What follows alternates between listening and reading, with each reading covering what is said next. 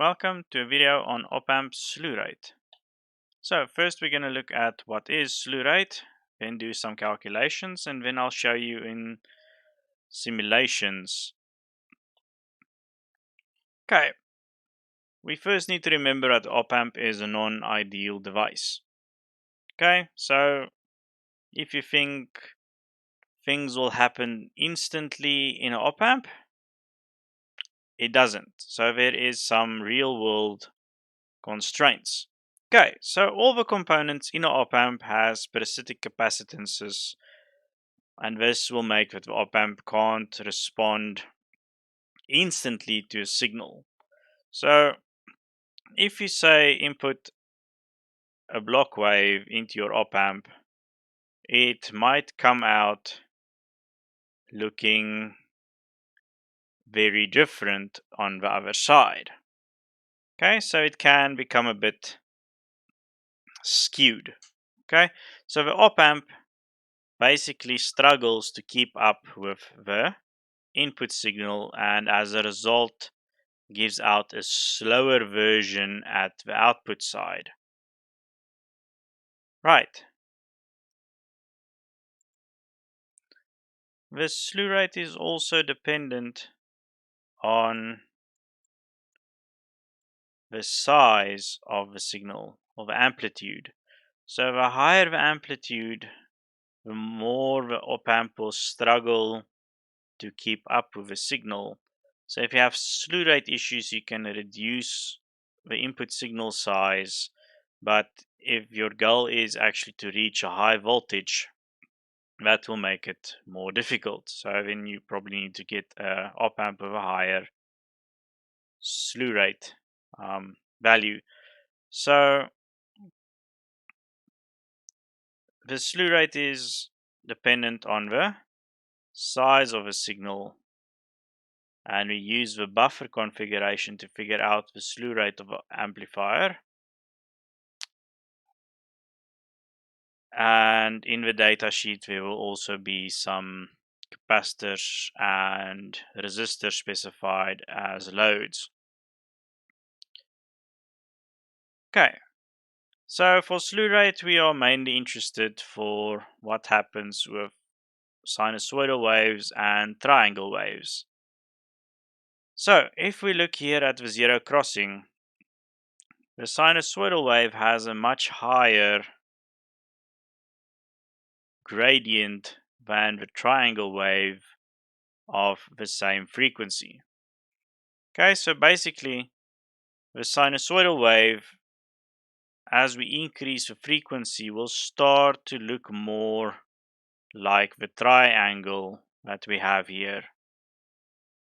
Okay, so sinusoids will distort first, and then triangles will distort at higher frequencies, but their distortion is they will not change into from sinusoidal to triangles. They will just reduce in magnitude.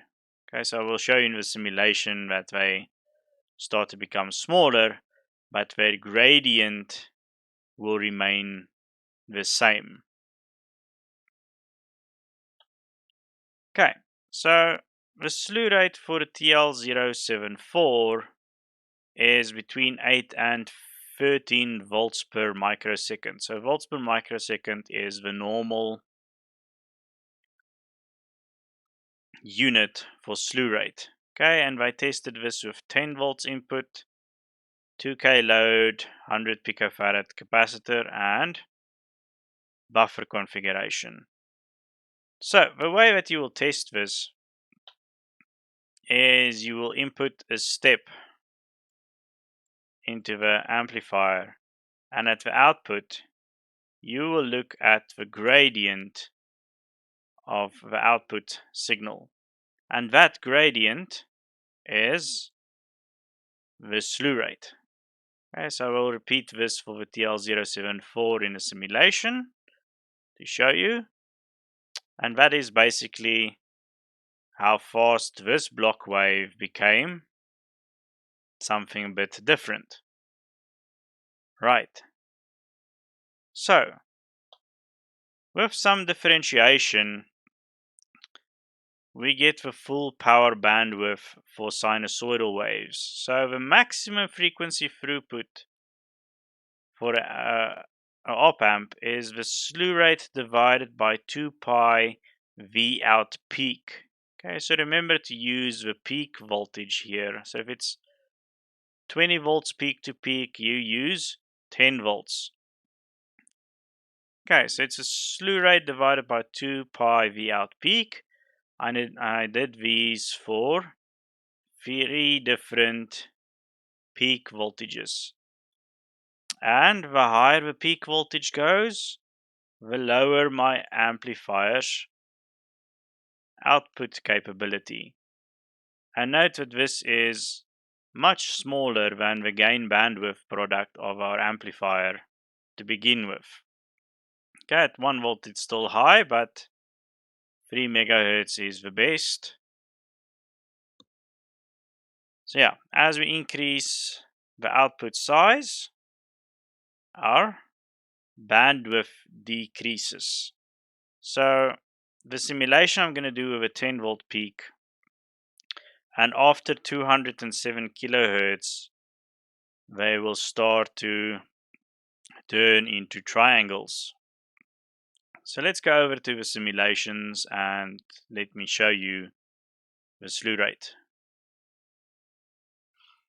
So I set up our op amp here as a buffer with the specified resistor and capacitor from the datasheet, and I set up a pulse.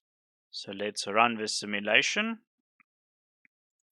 So there is our input pulse, here is our output, and everything seems quite normal until we zoom in. Okay, and with this zoomed in, this output wave is definitely skewed. So let's double click this to get our 2 cursors. There's our cursor 1. Here is our cursor 2. And if we look here at the slope, we're at 11.7 volts per microsecond. So that's a little bit less than the data sheet specifies.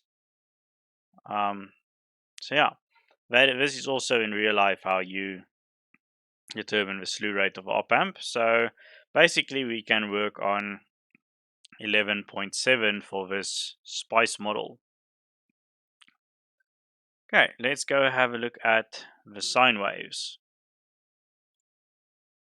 So for the sine waves, I have exactly the same setup, just I made a variable frequency and I put in 207k, which is the one we calculated, and then I upped the frequency by 50 kilohertz every time so that we can see this signal degrading as we go. So let's run this simulation. And if we take our output here, the green one is our 207 kilohertz signal. Right, so it still looks kind of like a sinusoid. And if we look at the blue one, then the red one, then this funny blue-green one, you can see that it starts to transform into triangle shapes all the way. Okay, now look at the sinusoids gradient here and at the gradient of each one of these triangles. You would see that they are roughly the same. Okay, so this is the evidence that the op amp struggles to keep up with the sinusoidal waves. So as the frequency increases, the triangle size starts to decrease because it can only maintain one kind of slope. So let me hop over to the triangle simulation and let me show you what's going on there. So for the triangle, I set this up to do a frequency 225K, which is a bit higher than our sinusoidal frequency already. Then 325, this should be without the capacitor and the resistor, where our triangle starts to decrease in size, and then just two more to show you the degrading of the signal. So let's run this. Okay, some of the simulations are still running. Okay, you'll find that the green one, my higher frequency than the sinusoidal, is still at 10 volts to minus 10 volts in size. Okay, and its slope is still much less than the rest. Then here the red one starts to decrease, and if you check the slopes of all of these, their slopes are the same. So in order to maintain the frequency, the signal starts to decrease in size. If we decrease the actual size of a wave here, we can get a much higher frequency output before this even happens. So let's go and half that and go and check what happens with the sinusoids. So I set up the first simulation with a lower voltage and then the frequency 414 kilohertz from our calculations. So this is at half of a voltage. So we have a double in our frequency about. And I use the same increments in here. So let's run this and see.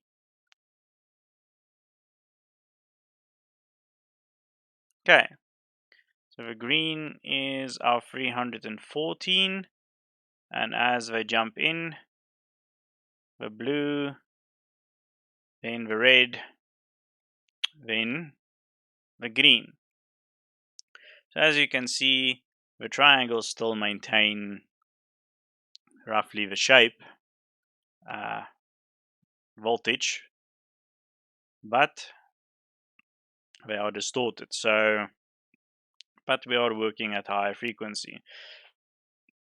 So whenever you're having this slew rate problem, you can always just have a look at having a lower output voltage, especially if the amplitude is not what you're going for at that point. You can have less gain and larger bandwidth. And please don't confuse this with the gain bandwidth product of our amplifier, although you should consider that as well, but this is something entirely different. This is the amplifier's ability to provide the output. Op amps with better slew rates typically consumes more power. They can provide more current. So if you're ever having this problem, look into the kind of op amp that you're using. Okay, so that is it for slew rate, and thank you for watching.